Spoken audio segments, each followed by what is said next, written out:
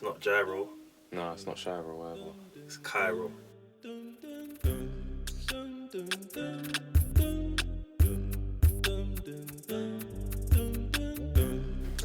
And live, the Pro Podcast, episode 1. Yep, Self Drake's the Pro. this is it.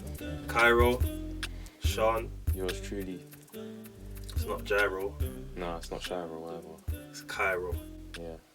I had to tell too bad of that the other day. Literally, He was like, big up gyro. everybody tells me this, man. When they hear the tag drop, Mm. yeah, I need to get a new thing. Nah, that's cool, man. No, you did still, but yeah, it's alright. But yeah, man. So what's good? Everything's blessed. So right now it's just a thing of creating, building that skill set, and just leveling up entirely, really. 100%. So yeah. 100%. Where do you see, like, I'm kind of rushing ahead still, but where do you see yourself at your place where you would like to be most? What does that look like? So it looks like me working with orchestras, building film scores Yeah. for like any anyone in the like film industry. They call me up. You wanna do a score for a film? I've got music here that you might want to work with, or I can make something from scratch, and we work together. We travel the world to like study.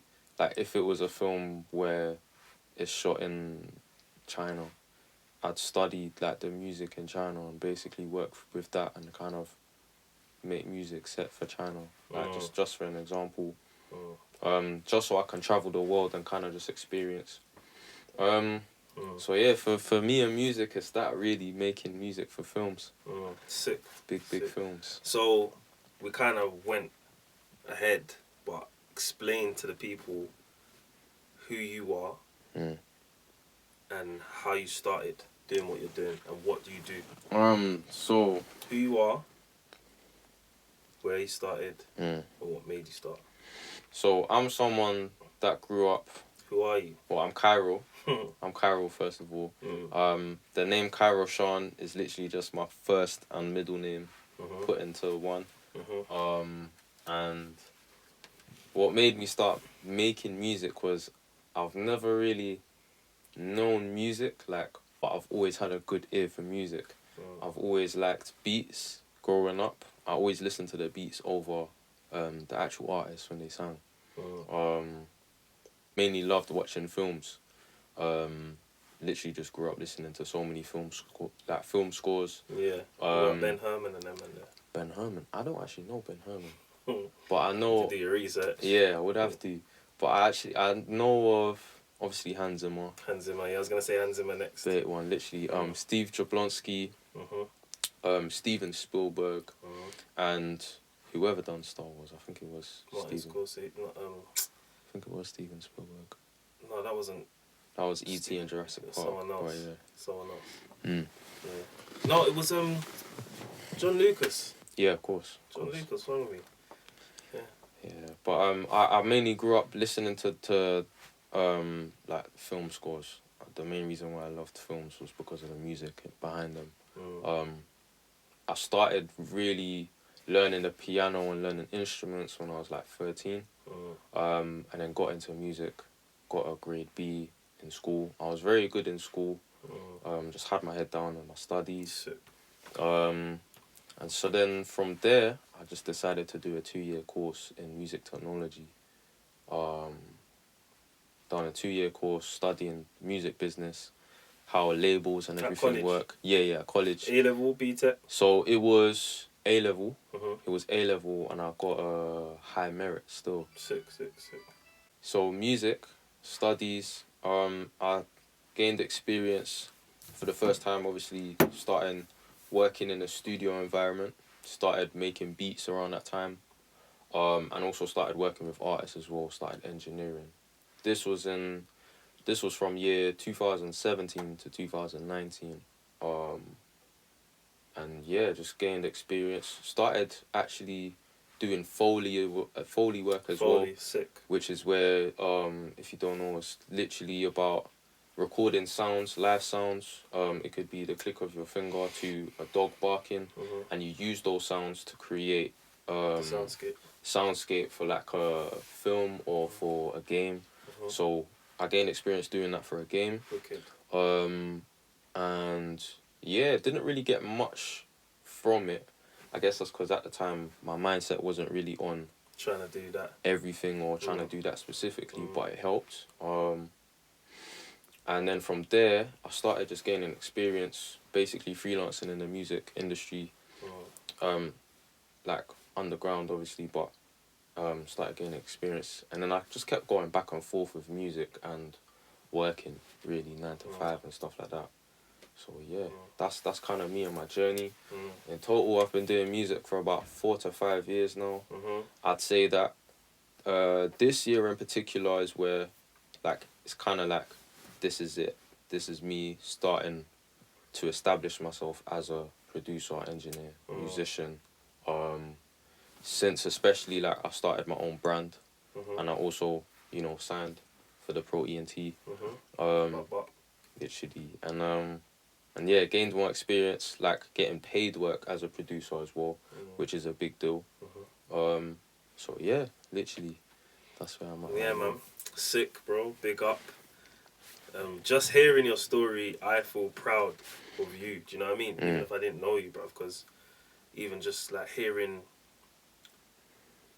not even just like the amount of different lanes and paths that have led you to this in terms of like the Foley, college, grade, what B? B, yeah. High merits. Yeah, I'm trying to say all of that has led, and you know, you focused yourself, and you was dedicated, and that's led you to be able to, you know, be paid from your craft. I think that's a very important thing. I think you should give yourself a round of applause. You get me? Absolutely. Yeah, it's very inspiring for, you know, younger people as well. You know what I mean? Because we're in like quite a pandemic of a situation where young people, they don't see the value in just putting your head down and just getting on with it. It's like it's been made to be cool to not be focused or focused on the wrong things, you know what I mean? But if you focus on the right things, like you're showing, then, you know, you'll be, it's about feeling fulfilled in what you're doing. You know what I mean? Because, you know, you're not agitated and all over the place. You get what I'm trying to say? Like you seem like you're calm and you're tranquil and you know, you feel like you're content with what you're doing. Yeah. That's what it's all about. Like when it comes to music, I feel very much collected. Especially because of the way music makes me feel when I create it. And the attachments that I have to music. I'm the type of producer that I'd be anywhere, and if an idea hits me, I'm holding on to that idea for as long as I can until I'm actually at the studio to create that idea. So it's a next thing where I'm trying to recreate that idea that's in my mind. And I feel a bit disappointed because the VSTs or the certain tweaks and stuff, I can't really replicate the ideas. But that's work in progress, man. Like for me, like my journey, so I started producing when I was 12, 13 years old on the PlayStation, on a program called Music 2000. Sorry, I didn't mean to play Legsy with you still. It's gone, bro. And from there, like, I was DJing at the same time as well. So my thing was, I wanted to be able to make beats to then go and take to DJ at the places I'm DJing at. And I was like 13, 14. My uncle taught me how to DJ. Serious. And I started to DJ at different parties, you know, like people's house parties, under 18s, under 16s parties and stuff. I remember I had a clash with some guy, and we used to go and buy our vinyls, and I'd done this DJ course, and they had like a thing where they put on an event at the end of the course. Okay. And then we was on the front line. Well, I mean, we was on the lineup, sorry. Yeah. And I remember this guy was like, "Yeah, I'll clash you." Must have thought I was dead, bro. I slaughtered him. Like, and the thing is, because like, I had some brethrens in the crowd as well, they was all kind of like, wheel it. Yeah. So from there, I knew like, I've got an influence. Do you know what I mean? Those moments right there are mad, and with those moments, really, you've got to assess how well you've done as well. 100%. And also just it's very confidence building and character building when you flop or when you get embarrassed. Yeah. When you lose in a clash. 100%. And the crowd's telling you, you know, whether you're good or not by the crowd's reaction. If they're hyped, then you know you done good. But definitely character building. But this is the thing, man. Like, I mean, you have to be able to take an L and turn it into a lesson that helps you to build to the next stage. Absolutely. Thankfully for me, I always understood the key to preparation. Yeah, because I wasn't in there looking silly. That's one thing I hate. I hate looking stupid, and that's one thing my mum has always told me.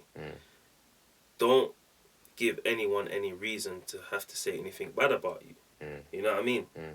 Such a simple thing, but it's so effective. Literally. You know what I mean? Because a lot of the times, we'll moan about, you know, someone saying something about us or feel bad about it, but a lot of the time we give them a reason. Yeah, or we're quick to moan about other people as well. It's true. So even... Do you get what I'm trying to say?